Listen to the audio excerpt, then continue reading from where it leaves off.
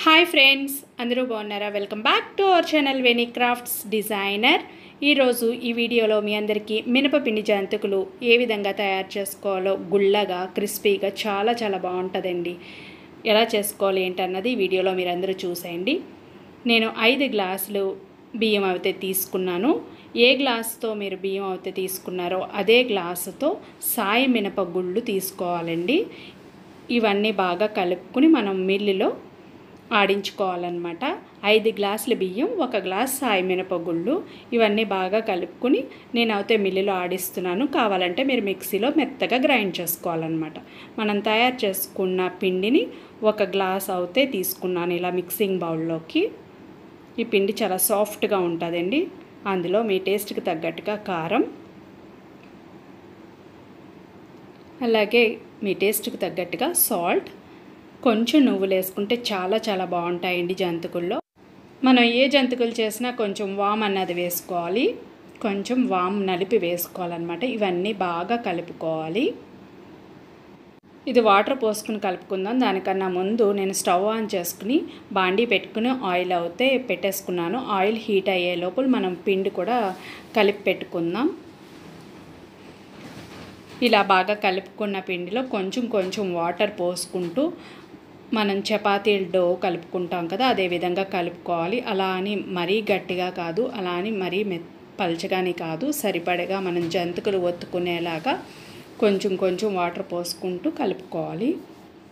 మరి కొంచెం వాటర్ పోసుకుని కొంచెం కలుపుకుందామండి. మరి గట్టిగా ఉంది చూసుకుని కలుపుకోవాలి. మరీ లూజ్గా కాదు, మరీ గట్టిగా కాదనమాట. జంతికలు మనం ప్రెస్ చేసుకునే వీలుగా కలుపుకోవాలి. ఇది మనం నార్మల్ రెగ్యులర్ వాటర్తోనే కలుపుకుంటున్నామండి. అలా అని గోరువెచ్చని నీళ్ళు కానీ, నూనె కానీ, నెయ్యి కానీ ఏమీ వేయట్లేదు. మామూలు నార్మల్ వాటర్తోనే ఈ పిండి అన్నది కలిపి పెట్టుకుంటున్నాను. నేను చూపించిన విధంగా ఈ విధంగా కలుపుకుంటే మనకి పిండి అన్నది పర్ఫెక్ట్గా జంతికలు వస్తాయండి. ఇలా ఈ పిండిని మనం ఇప్పుడు జంతికల గొట్టంలో నింపుకోవాలన్నమాట. నేను ఇక్కడ గన్ అయితే వాడుతున్నాను. దీనికి ఆయిల్ అప్లై చేసుకుని ఈ పిండి అన్నది ఫిల్ చేసేసుకున్నాను. ఇప్పుడు ఆయిల్ అయితే హీట్ అయిపోయింది. నేను కొంచెం వేసుకుని చెక్ చేసుకున్నాను. ఇప్పుడు మనం జంతికలుగా ఒత్తుకుందాం అనమాట. నేను డైరెక్ట్గా ఒత్తేసుకుంటున్నాను. కావాలంటే మీరు ప్లేట్ మీద కూడా వేసుకుని డ్రాప్ చేసుకోవచ్చు అనమాట. ఇలా ఒత్తుకున్న జంతికల్ని మనం మీడియం ఫ్లేమ్లో పెట్టుకుని గోల్డెన్ బ్రౌన్ కలర్ వచ్చే వరకు ఫ్రై చేసుకోవాలన్నమాట. వెంటనే కదపకూడదు. జంతికలు ఎప్పుడు కూడా